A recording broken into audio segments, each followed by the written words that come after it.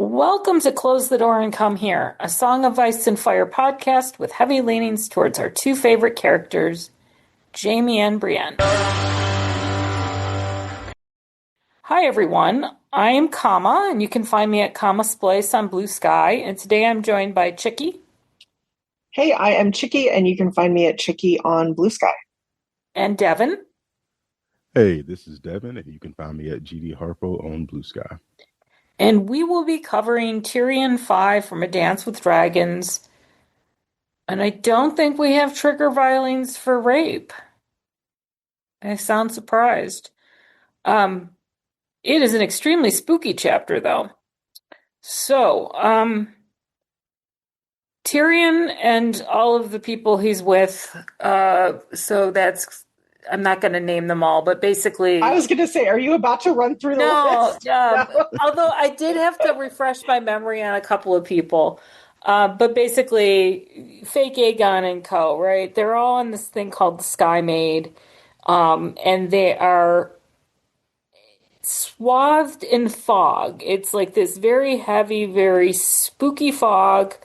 And they're going down this... I don't even know what... They're on the Rhine, I think. Yeah, I think they're going up the river, actually. Or are they going down? I can't. God, I'm not 100%. hell, but who knows? It's everyone's a little unnerved. Yeah. They talk about, is this like a supernatural thing?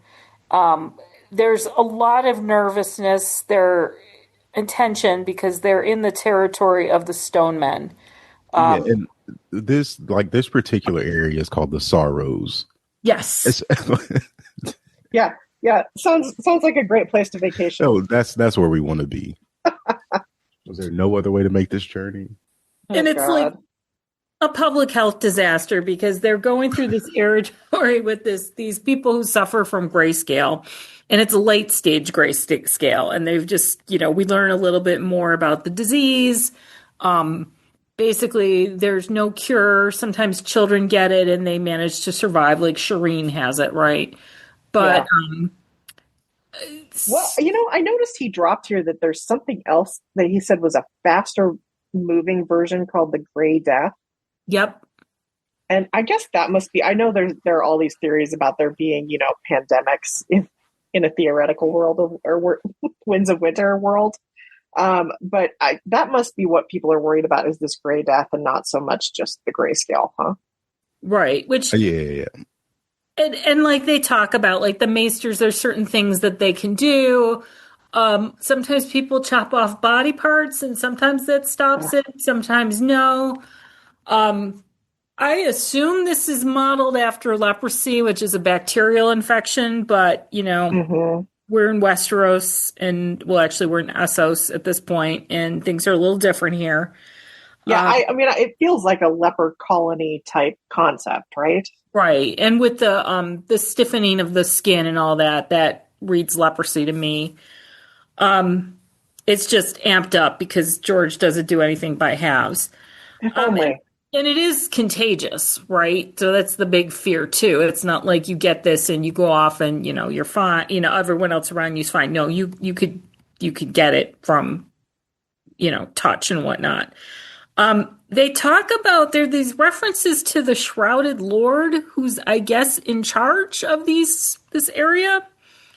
And then I Googled, and apparently there's speculation that that this could be or may have been Geryon Lannister. Oh, I forgot about the theories about him as the Shrouded Lord. Oh. No idea. I'm just dropping that in here. His gray grace. Yeah, thanks, George. Yeah. We need it. I gotta say, I was dreading, because we're trying to spread out the fun with Tyrion and Reek and whatever, and I was kind of dreading doing this, but it's not a bad one. It's not a bad one. It's very creepy. It's very spooky and atmospheric. And there's these passages, I should have clipped one to talk or to read, but they sail through the ruins of this drowned city. A couple times they go through these sort of and it just seems like if this series is ever adapted again, I can see a filmmaker wanting to do this because it's just super spooky. Oh, I Yeah, think I I was turned trying to to right remember. passages. Yeah, didn't they try to do something kind of like this though with Jorah and Tyrion? I think they had Jorah with Tyrion at this point on the Hmm. show. They I did. couldn't. You did that, yeah. Maybe I've blocked it from my memory. Because That's entirely. Good for you. it was how Jorah got grayscale, I believe, in the show. Okay, They I have Okay. this, forgot. they do I this forgot thing to give it to him. just with those two. Yeah. Well, let me Yeah. rephrase. If this is ever adapted again, maybe some good filmmakers will take a stab at it again. Oh, I did because I flipped right to one of these passages. I just wanted to read it, what you were talking Sure. about, Kama. All Tyrion could see was something massive rising from the river, humped and ominous. He took it. He took it for a hill looming above a wooded island or some colossal rock overgrown with moss and ferns and hidden by the fog. As the Shaime drew nearer, though the shape of it came clearer. A wooden keep could be seen beside the water, rotted and overgrown. Splendor spires took form above it, some of them snapped off like broken spears. Roofless towers appeared and disappeared, thrusting blindly upward. Halls and galleries drifted past, graceful buttresses, delicate arches, flooded columns, terraces, and bowers. All ruined, all desolate, all fallen. It's just so spooky Moody. and Moody. moody. It's a mood. There's this interesting scene where they pass by another boat, and I love how they share news. Basically, it's not like they stop and have a conversation. It's just like little bits back and forth. Who are you? Where are you going? And from this, like what has to be like maybe no more than a minute, we learn that Volantis is preparing for war. There's a couple other things we learn, and it's just really cool. There's a couple weird Tyrion things in here because you can't escape it. Like he's not happy with the situation. I was startled to realize he thinks he's got some poison mushrooms that he got when he was with Illyrio, and he's been thinking about putting them in John Conn's food. Yeah, I was kind of amused by that as well. As you do. Um,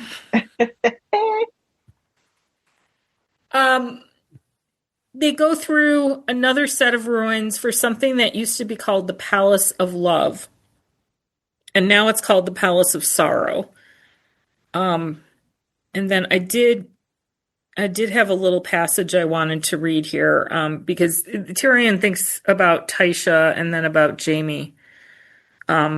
It was Jaime he thought despairing. He was my own blood, my big strong brother. When I was small, he brought me toys, barrel hoops, and blocks, and a carved wooden lion.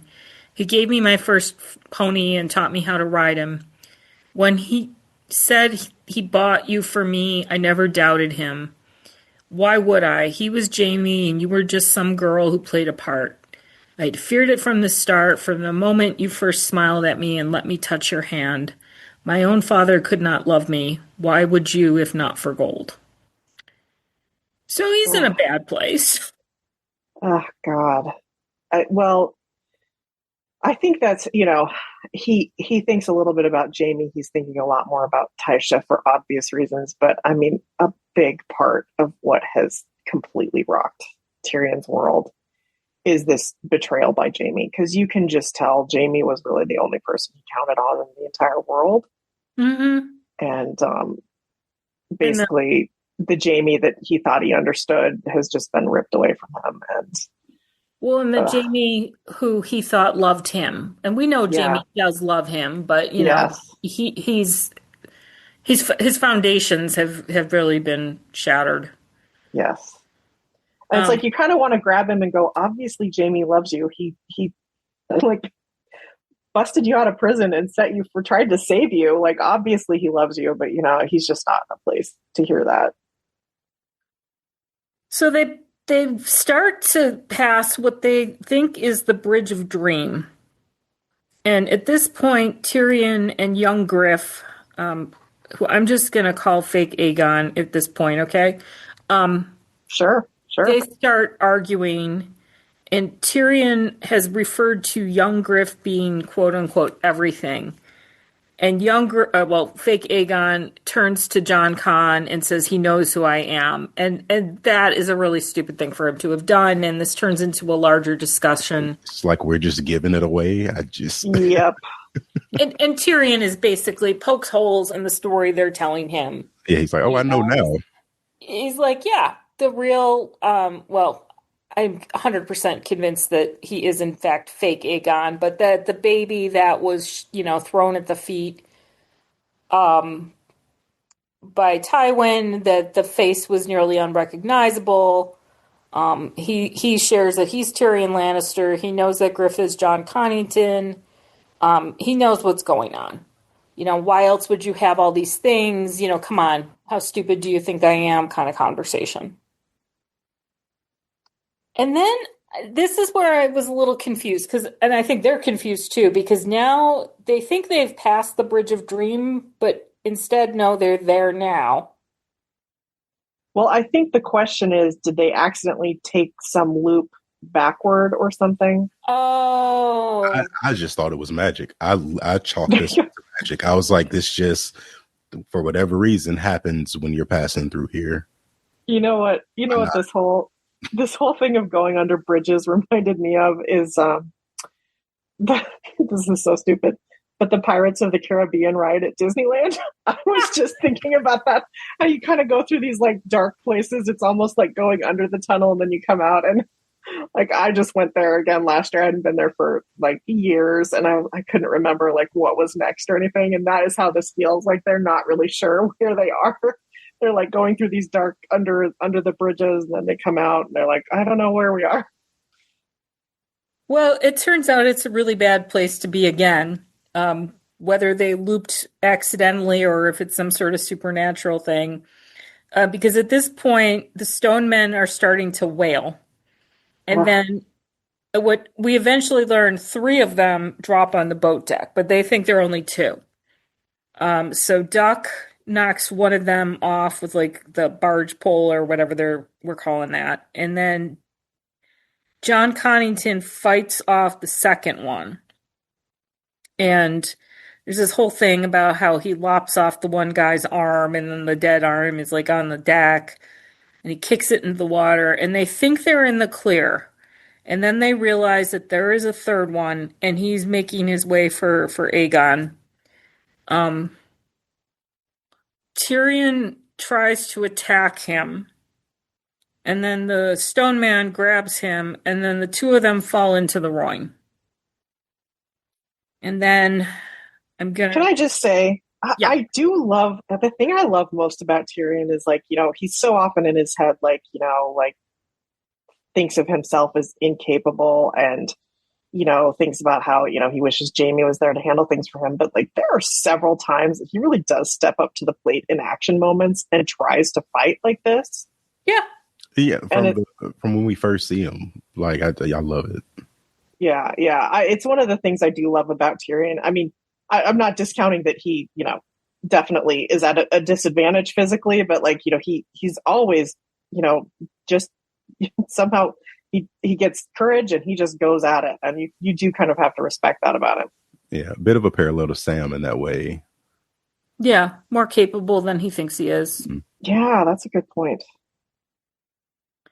So they've fallen into the Rhoyne and he thinks there are worse ways to die than drowning. And if truth be told, he had perished long ago back in King's Landing. It was only his revenant who remained, the small vengeful ghost who throttled Shay and put a crossbow bolt through the great Lord Tywin's bowels. No man would mourn the thing that he'd become. I'll haunt the 7 kingdoms, he thought, sinking deeper. They would not love me living, so let them dread me dead. When he opened his mouth to curse them all, black water filled his lungs and the dark closed in around him. Okay, George, how many times? How many chapters have to end with us thinking that Tyrion is dying? It has no teeth anymore. It doesn't even mean anything because we know it's never going to be real. Like, come on. I mean, it's a beautifully written passage. The writing in this Oh, it chapter is. was Yeah. great. And I love this because we're not listening to Tyrion lusting after the religious woman, or Septa whatever, Lemore. Poor Septa any Lemore. Ugh. any other woman, and talking about him becoming erect, all this stuff. This is like this whole chapter. I thought, I mean, honestly, I could read it a lot. It was all really good. Yeah, it's him at his best. And the sequence with him and the whole um him and Aegon and John Con, where he's basically like, how stupid do you think I am? This is what you're doing. I love that. I thought that was great. Yeah. Yeah. And that young Griff or Aegon seems to be sort of gobsmacked that anyone would parse out their big secret plan was hysterical. I know that's a short summary, but that's basically what happens. And we do have a couple of pieces of mail for this chapter. So from Irene on Tumblr. Do we know how Varys Illyrio convinced Connington that young Griff was Rhaegar's son? It seems like a pretty big thing to just take at face value. Exactly. Do we? I don't think we do know that. And it would be interesting to know. Like, I wonder, so if he legit thinks that is the case, it's easier to persuade someone who wants something to be true. Yeah. I mean, that's how con artists work, right? You want to believe that, this wallet with money just fell down and it's yours.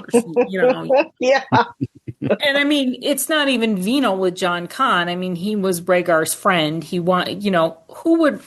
I would much rather believe that this baby did not get butchered, that he made it out alive somehow.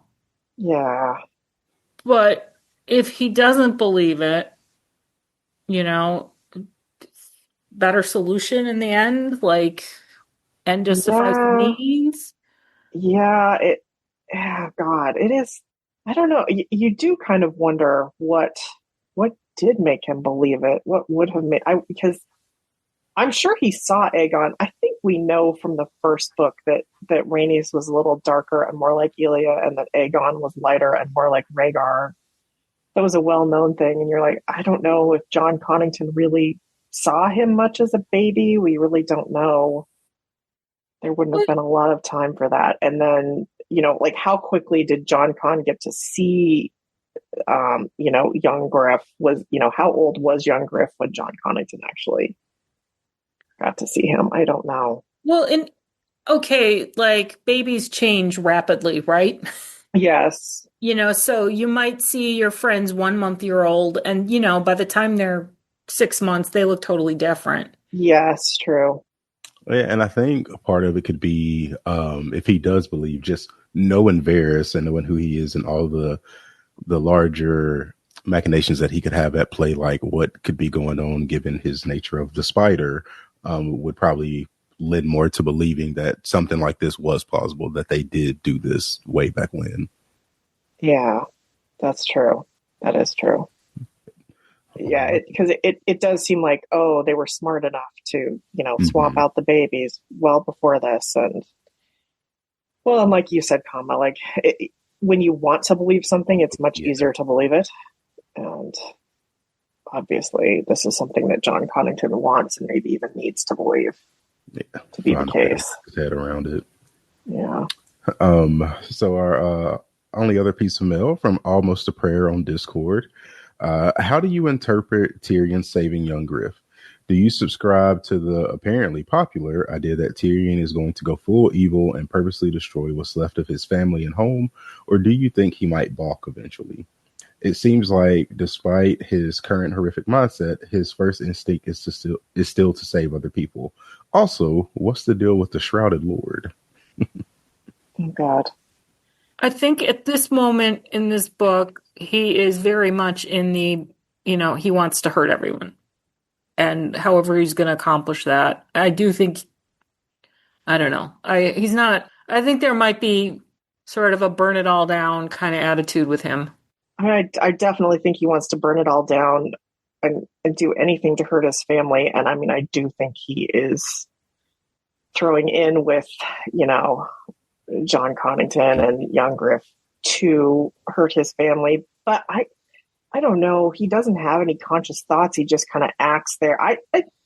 You know, we give Tyrion a lot of shit for very good reasons. But, you know, Tyrion is not a psychopath or a sociopath or like, you know, a malignant narcissist. Tyrion is capable of doing good. And I do think his instinct here is just probably to save young Griff. I do think that he just wants to save the kid. I mean, they've been bonding, they've been playing games together, and you know, like this is something we see Tyrion do from time to time. He's almost kind of like Arya this way.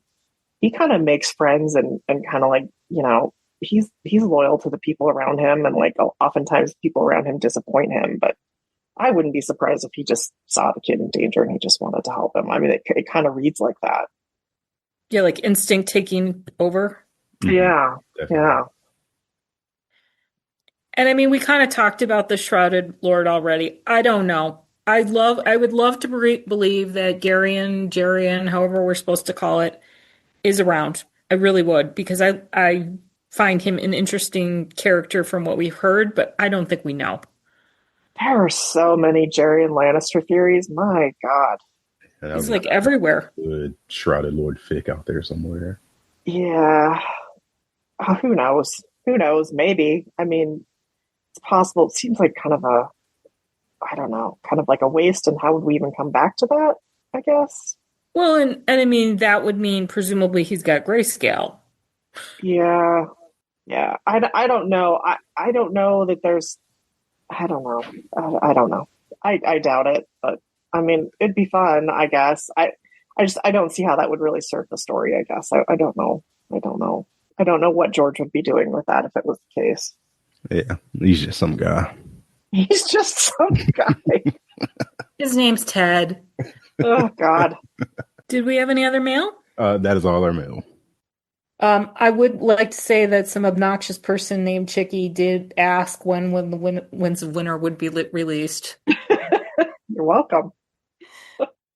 But anyhow, if you would like to send us a message, or well, I should just say, any final thoughts on the chapter or anything? Okay, I'm gonna say this. Like, I know that we avoided doing Tyrion's dance chapters for very good reasons, and we have hit many of those reasons. But this is, I think, the most fun segment of his dance story to me. I really do kind of. This is an enjoyable section. The whole, you know, getting together with the Connington situation. Yeah, I really enjoyed this, and I was not expecting to, so it was a very pleasant surprise. All right. If you would like to send us a message, you can do so at closethedoorandcomehere.tumblr.com.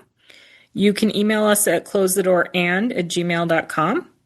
You can message us at closethedoorand on Blue Sky Social. Please do like and review us wherever you listen, as it helps new people find the podcast. We'd like to thank our Patreons whose support helps us keep the podcast going. If you would like to become a Patreon, you can do that by going to patreon.com/closethedoor. Thank you to all of the people. Oh, I just did that already. Sorry.